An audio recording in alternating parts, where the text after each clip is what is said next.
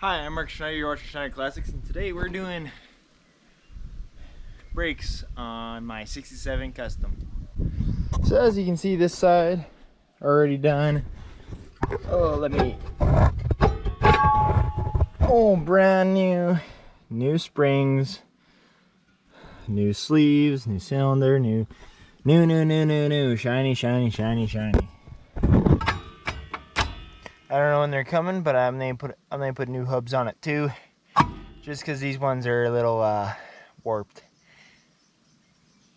If I can't get new hubs, I'll use them. But hopefully new hubs are on the way. That's a new brake. As you can see, the old drum, there's nothing wrong with the old shoes. They're actually just a little bit worn. They're not really that worn. I'm gonna keep these probably as a backup, just in case. All new spring hardware and everything. Lots of new hardware. This one's taken apart. I gotta wait until the E-cable length comes in tomorrow, because as soon as that E-cable length comes in tomorrow, then this guy's gonna get all done up. This is not that I put new hubs on this, because to get these hubs off, you got to take apart the rear diff. That's fine. These hubs are actually good, so I have no worry with that.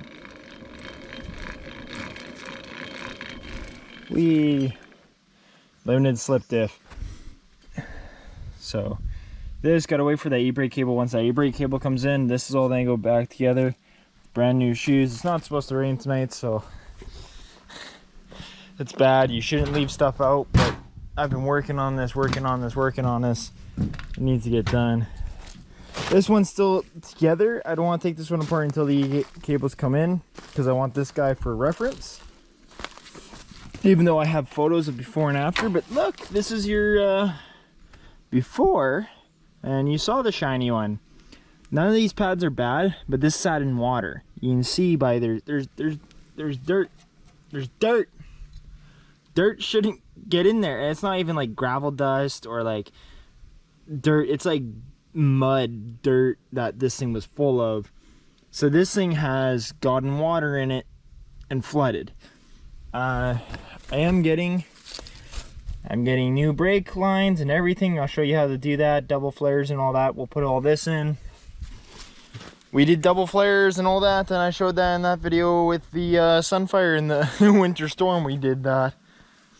That's getting done. We're going to stop using this brakes and strand gas tank. I'm going to actually put the real one in. Not today.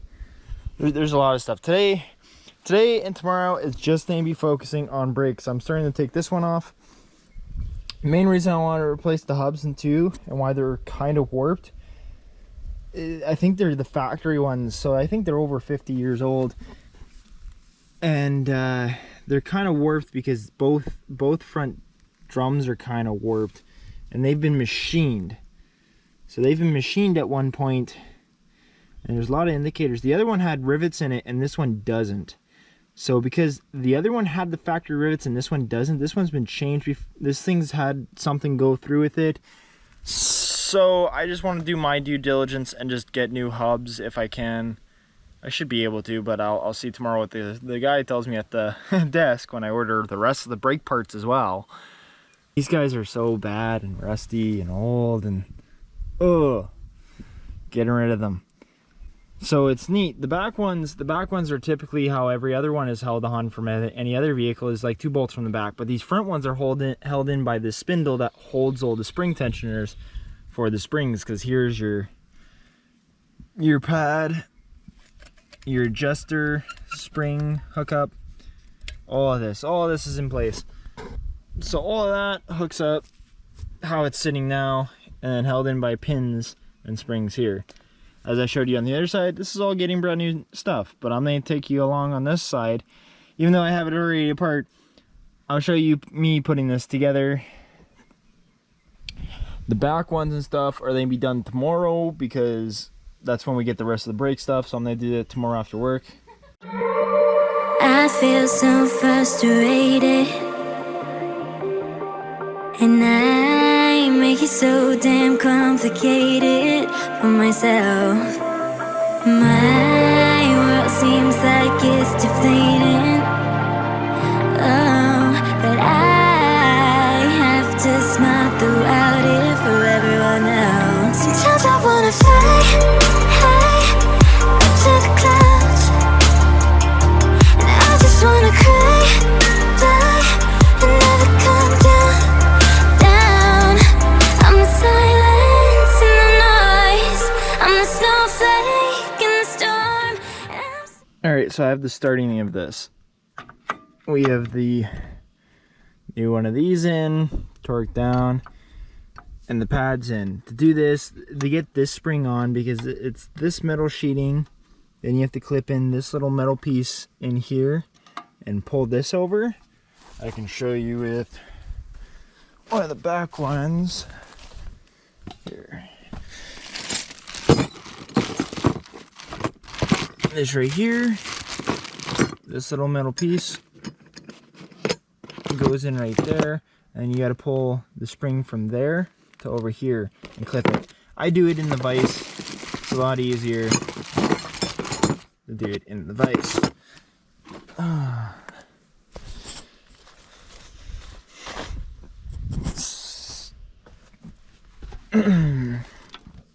So you got that, and then do these little pulls. These are my old ones, as you can see.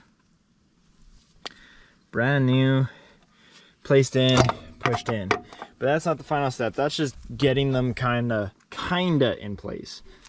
Now, what I gotta do is this, your tensioner. It comes in some pieces.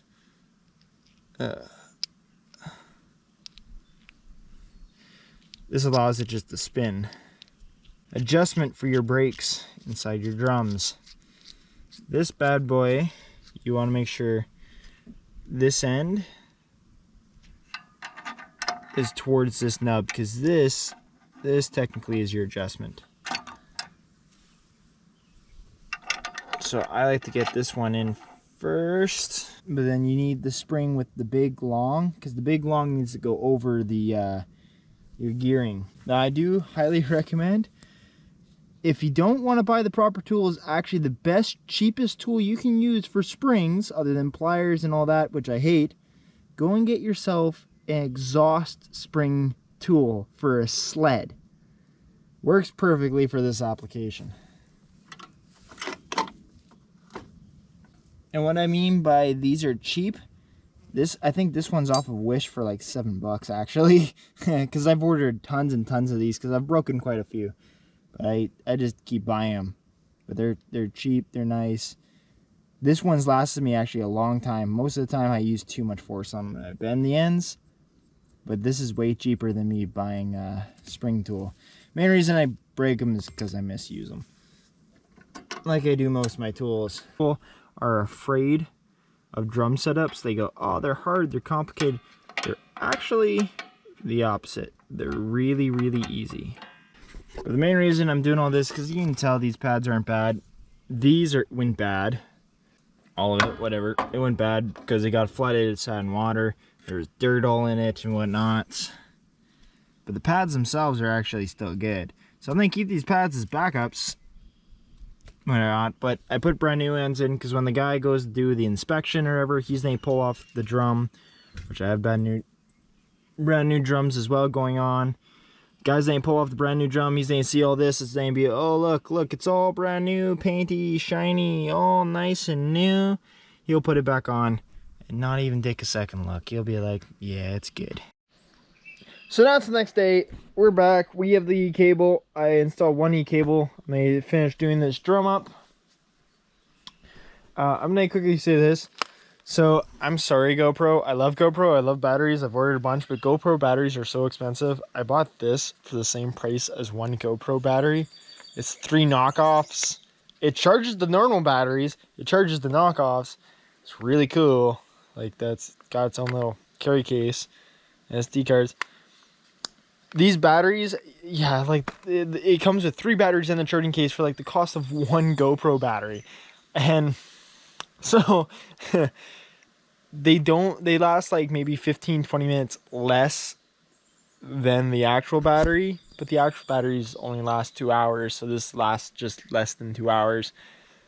For the cost of one battery to have 3 batteries, that's more battery power for the same cost. I'm pretty happy with that. But let's get back on the brakes. So we got to get this done because the windshield guy, he's coming tomorrow to get the windshield put in. So we got to finish this up. I also have brake line. Hopefully, if I'm not lazy, get all the brake lines done as well. I gotta wait on the 2 front hoses. Those are coming tomorrow. I paid for them. We can't get hubs. Hubs are gonna have to stay.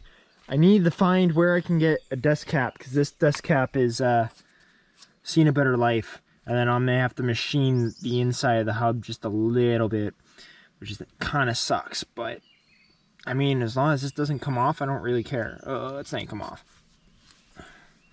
Yeah, I need a new cap, and I need to machine it a little bit, because that's why this is all mangled. My fault. It's my fault, but whatever. We have our hardware bags. Also, all the hardware for this is from Rock Auto. Like, I got all the hardware for this from Rock Auto. Little things like this I got from my local parts store because I didn't think I needed it for, like, cheap. I got it from Piston Ring, right? Yeah, Piston Ring. Got this from Piston Ring. All this is from Rock Auto. Like, to be honest, I think I spent, like, with the parts that I forgot and had to go get and everything, to do all of the brakes. I'm doing my own brake lines because I can make brake lines myself. All the brakes, brake lines. So all new drums, all new shoes, all new springs, new e-brake cable, new brake lines, and everything. And I ordered extra parts by accident. I ordered twice as many shoes that I needed. All these springs and stuff. These little spring bags come with, it's just a replace spring hardware kit. So it actually comes with both sets of springs for both sides, but not enough pull tabs and everything, because it's meant to be, if you need to replace, the spring kit is meant for either side. So they just incorporate all the springs for either side. So I have a shoot ton of extra springs. I have, and this is, yeah, new drums, new shoes, new springs, new line going in. New front lines, the rubber lines, all of that is brand new. The only thing not new on the brakes is the master cylinder and the booster, because I don't need one. Mine still works. Hopefully, we'll see. We'll see. Well, I mean, the brakes were all pushing. It was all pushing power to the brakes beforehand, so it should be fine. All right. Come on, Mastercraft, sponsor me. Look, I'm using your tools again. Free promotion. Please, give me your tools, or at least just give me really good discount deals, because I buy tools all the time. I only use 2 tools, blue and orange. The only 2 colors I really use on everything. Truck's orange, quad's blue. Blue and orange. So either Snap-on or Mastercraft. Either one of you, sponsor me. I'm buying your tools anyway, so just give me a discount code or something. And I'll share it on to the people who watch. Referral link, please. I'm so fragile, already torn. 'Cause my head is the worst of them all, but I'm unbreakable.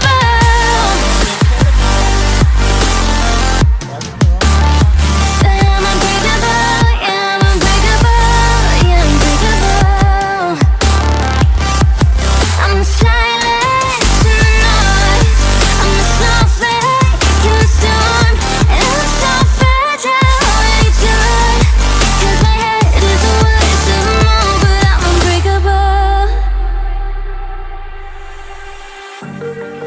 Most of the time I'm jaded, 'cause I keep quiet instead of honest. Someone help. Sometimes I wanna fly high, up to the clouds, just wanna cry, die, and never calm down, down. I'm the silence in the noise, I'm the snowflake in the storm, and I'm so fragile, already torn. 'Cause my head is the worst of them all, but I'm unbreakable.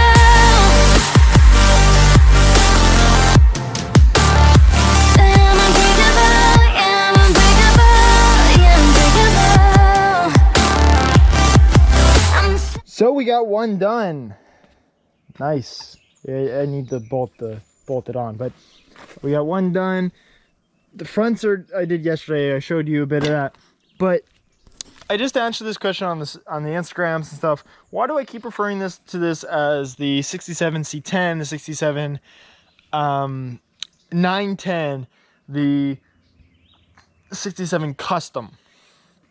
Now, in my mind, this is really just the 67 Custom, because GMC is the 910, Chevy is the C10. So this is a 910 because it's got the dual light. It is GMC, and that's what the VIN says. But the reason I keep saying this is a Custom is because 78 305 motor, 1-ton 67 transmission, four gear. I'm pretty sure it's the Maurice or whatever it's pronounced, but you can tell there and everything. It's a good old transmission. Our good old 5-ton cab from a 72. The reason I went with the 5-ton cab is you get a deeper firewall. I can reach a little bit more, and also I got to make some bracketry still that goes off of these two bolts and sits right here. You get a way deeper wheel well, because normally your cab support doesn't slant in like that. Normally it's flush with the mount and lines up with your fender. So this is a bit deeper, a bit bigger, which is nice. I had to change out the rockers to make it work. I wasn't planning on. I thought they were good enough. I was just going to patch them, and then I ended up needing to changing them out anyways because they're rotted. And good thing I did, because the 2 tons and up rocker sits about back here, about 2 inches further back. So it's a good thing it is changed out. The alternator is going to sit on the original 67 bracketry, but for that I already know where I can get it. I'm gonna have to put an extension pulley on it to line up with the pulley and for it to match up. This is all of a 1-ton. I'm putting a new horn switch in it. The steering rack, because then I get the collapsible. I don't understand this. The half tons and 1-tons came with the collapsible. The 2 tons and up did not. I'm pretty sure they just went, well, it's further enough back, because as you can tell by the 2 holes, looks like a factory hole. And then the actual factory hole for this cab, it's like straight down. So I'm guessing that's why they are like, whatever. Another reason that this is the Custom is the cluster. I didn't show it at all yesterday or anything, but I did post pictures of it on Instagram. This is fully rebuilt.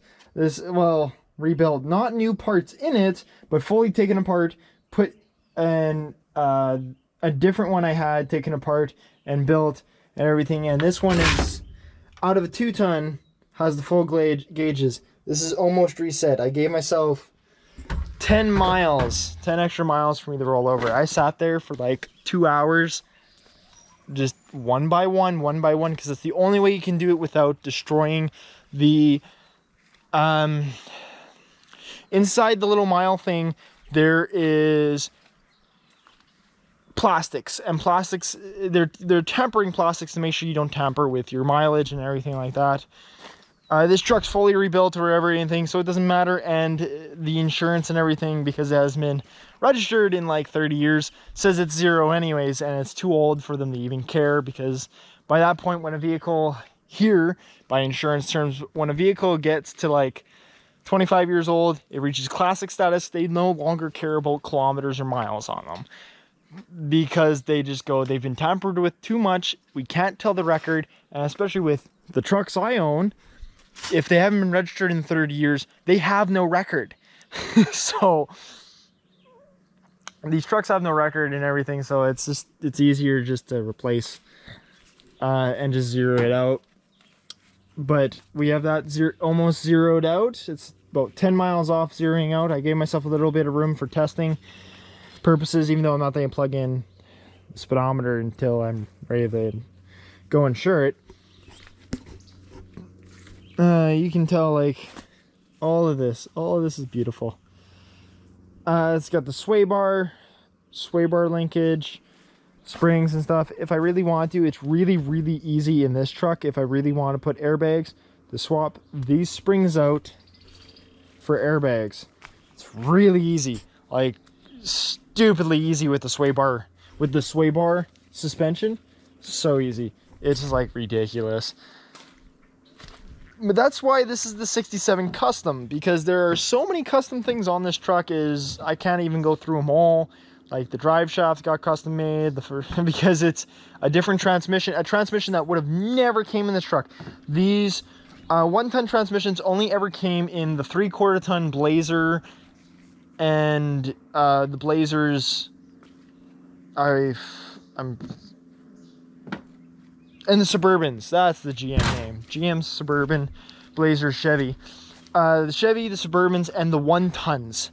The 1-ton trucks only ever came with this 4-speed with granny gear. Funny enough, for me to order parts for this transmission, I actually have to go to Chevy Blazer 3-speed. No idea why all of the 3-speed parts on Rock Auto, for the most part, work with this transmission, except for if I had to ever rebuild this. To ever rebuild this, I would have to probably get a lot of the gears all custom ordered and everything. Go to a transmission shop, drop it off and tell them, hey, I need all of these gears, and get them custom ordered to rebuild it. Because it has a couple extra gears and stuff for being the 4-speed. 3-speed's a little easier to get a hold of and get parts for. But I wanted the 4-speed because I had a bunch, and I really like those transmissions because they're in every single truck I own from this era. So not one.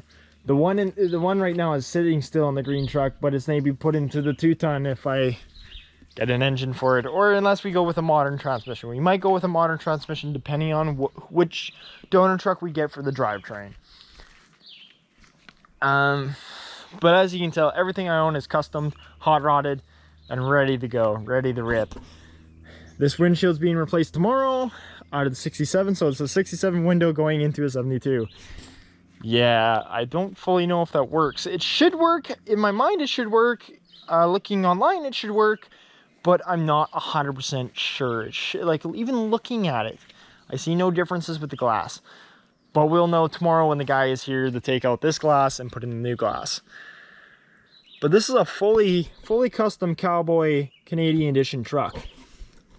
Like, there is nothing here on here that's pretty much factory. Even this, the booster's off of the green 1-ton, the parts truck. This is the master cylinder that originally went with the C10. Still good, tested, pumps, awesome, rock and rolls. All of this linkage is customized because this is meant to be on a 1-ton. Which then, like, depending on what the truck came with, what options it came with is what holes it had. So these holes had to be custom drilled and custom mounted, and they're studs. They're actually studs that are pressed into the firewall from the back that I had to do. And then this linkage to line up where it's supposed to, because this is the original brake booster hole right here. But this coexists as the inner mount for the brakes and everything, for the brake mount. So I didn't want to take this off for the 2-ton because they have those little one wire master cylinders off of these big trucks for most of them. So I took the brake booster off of the 1-ton. I had to custom make the holes. I had to customize the brackage because I wanted to be in line with the factory location, but it obviously had to be spaced and everything. So I actually had to, you can see there's a couple holes drilled in there, lined up for it to be adjustable and add a different space. It's at the perfect space and length now, but that's all customized in there. This you would all get off of a 1-ton. So if I ever have to replace these parts, I just have to go to a 1-ton. But my linkage here, I would have to reuse my linkage because my linkage is custom made. There's a lot of stuff like that. Like,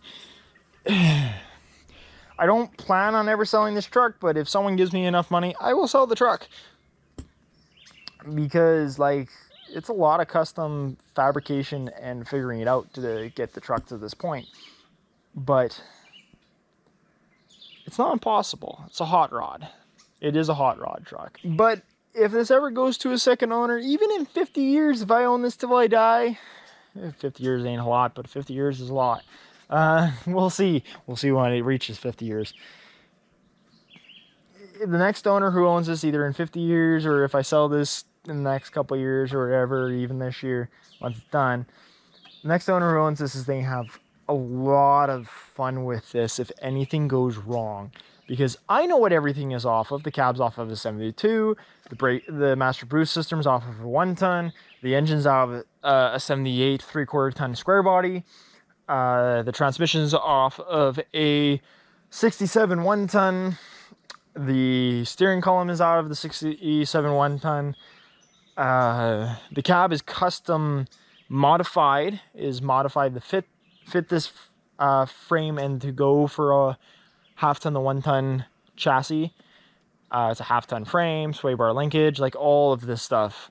I know what's in this truck back and forth. Like even the brake linkage is different from from 2 tons and up from the 1/2 ton to 1-ton. The 1/2 ton, 3/4 ton, 1-ton all share the same brake linkage, but the 2 tons and up share a little bit of a different bracket.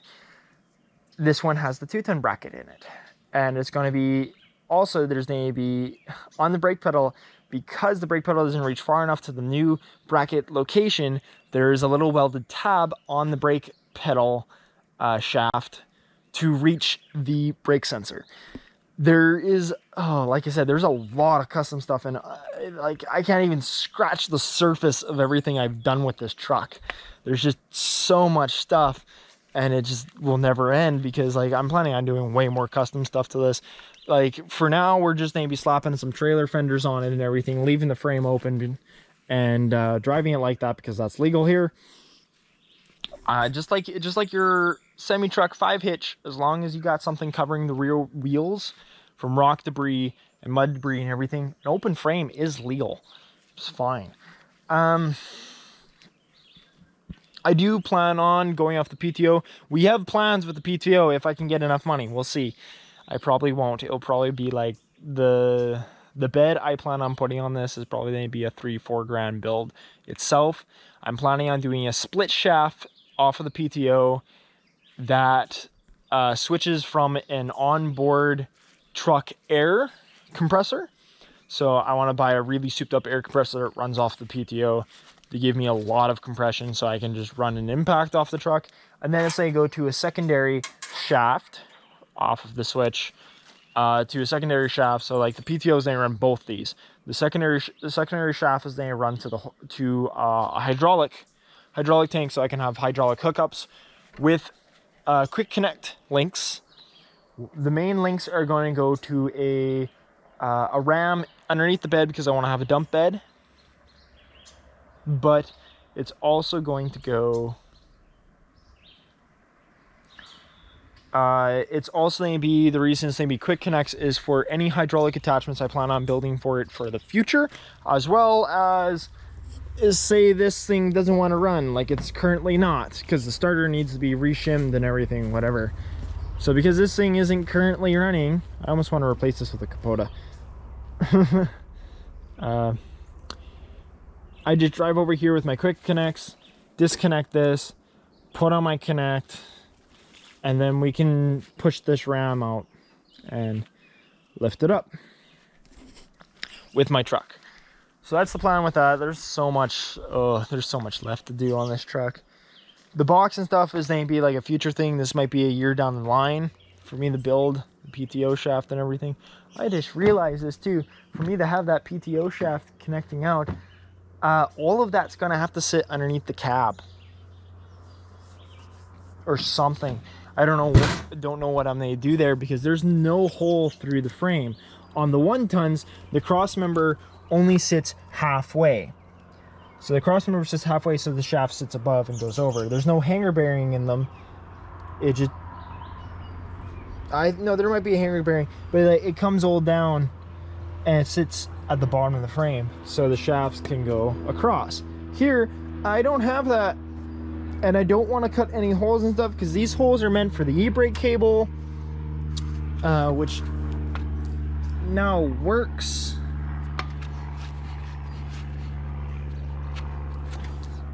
Which is awesome. We have e-brakes. This truck's not going to be built to be fast. I do possibly have plans on building a future drag truck. I was going to do it with this one, but we're not, because I just want to keep this one the way my great grandfather built it. This is getting a full, I'm not saying this truck has future plans that you guys will see in the future. You guys will know that when it's done, because I don't want to share the progress on this, even though I've already started on this. I did have a plan at one point when I got this on taking the whole box off and just flat decking it, and putting big ass drag wheels on it. I did think about it. I'm not going to. I would like to, but not with this truck. That truck's grandfather's truck. But it would be nice to build, get a different 3/4 ton or a 1 ton frame and build a drag truck out of it. I don't want to do it with a 1/2 ton frame. Just because, you know, it all depends on what I get my hands on. I feel so frustrated, and I make it so damn complicated for myself. My world seems like it's deflating. Oh, but I have to smile throughout it for everyone else. Sometimes I wanna fly high up to the clouds, and I just wanna cry, die, and never come down. I'm the silence in the noise, I'm the snowflake in the storm, and I'm so fragile, already torn. 'Cause my head is the worst of them all, but I'm unbreakable.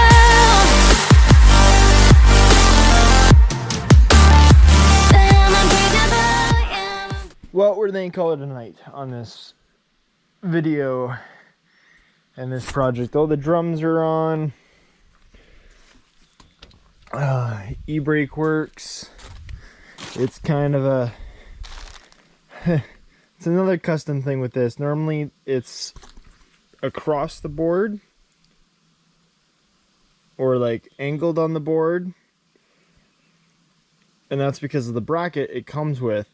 Mine is customized with a custom bracket to sit upright, so I pull it up. The reason I want to do this is saying when I'm driving and I just go, oh shit, and just pull back. Like it's saying, it's like, even in a car accident, if you impact something, you move back a bit. So it's just that jerking action, saying if I grabbed it, if an accident, all that. Is just multiple reasons I want it to go up. Another main reason I want it to go up is saying, like, I can kind of have fun with it. Normally guys who do drifting and all that, they pull back. They have a thing that pulls back, and like normally it sits kind of weird where you gotta pull it towards you. This way I'm pulling it towards me, but I'm pulling it sideways. Whatever, if that makes any sense. Yeah, new drums, e-brake is all working, new e-brake cable, which is good. Just kind of ties into the swing bar there. I've been working at a shop called Zombie Body Shop. Now they built, if anyone in the car world knows him, he built the Big Bandit. I went to SEMA with it, drove it all the way from good old Manitoba, where we are, to Vegas. And we're doing it again. I'm working for him. I work there. I work at Zombie Body Shop. We're doing a lot of cool stuff. I've just been very focused on my work there as well. That's why even this got put on hold for pretty much a couple months that I've been away. and the car's been put on hold. There's a couple things. The AC needs to be changed. This window motor needs to be changed. There's a bunch of stuff coming to the channel. Don't worry. There's a ton of stuff. But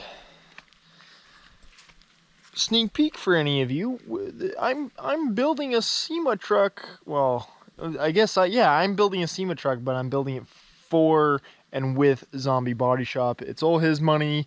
It's his idea. It's his truck. It's a cool truck. It's a really cool truck. So keep following along the channel, because I'm going to bring you guys along when I go to SEMA, because that's car stuff. I mean, the travel there and whatever might be on Marcus Schneider, the channel Marcus Schneider, my personal channel, because that's like kind of lame road trip stuff. But like all the car stuff, the SEMA and all this, I'm gonna make sure that you guys get a video too. But we're building a SEMA truck, and Schneider Classics, even though the name's not they be there at all, because I'm a faithful employee, it's his truck, like fully 100%. It's his truck. He's doing a lot of work. It's amazing all the work that gets done in that shop. I'm just the guy who cut the frame and helped shorten. I can't believe I cut the frame. I cut the frame. It's shortened. It's nuts. You guys really see it later. But the Schneider Classics with underneath Zombie Body Shop is going to SEMA. So stick around, because there's gonna be some cool stuff coming. I'm not showing a lot of his stuff, because I'm not taking credit at all for his build. That's his thing. That's his build. He's doing so much for it. It's his company. You can't take that away from someone. But we're going to SEMA. Schneider Classics is going to SEMA. So stick around, because you're going to see some cool stuff. But I hope you guys enjoyed this video. Put your pedal to the metal, and know what? Keep subscribing, liking, doing whatever. I don't know. If you want to follow around more with the 67 classic custom build, whatever this is. I mean, or you're just sticking around for the tractor. There's tons of stuff coming. Stick around. I'm silent to the noise. I'm a snowflake in the storm, and I'm so fragile when you're done. 'Cause my head is a waste of more, but I'm unbreakable. Most of the time I'm jaded.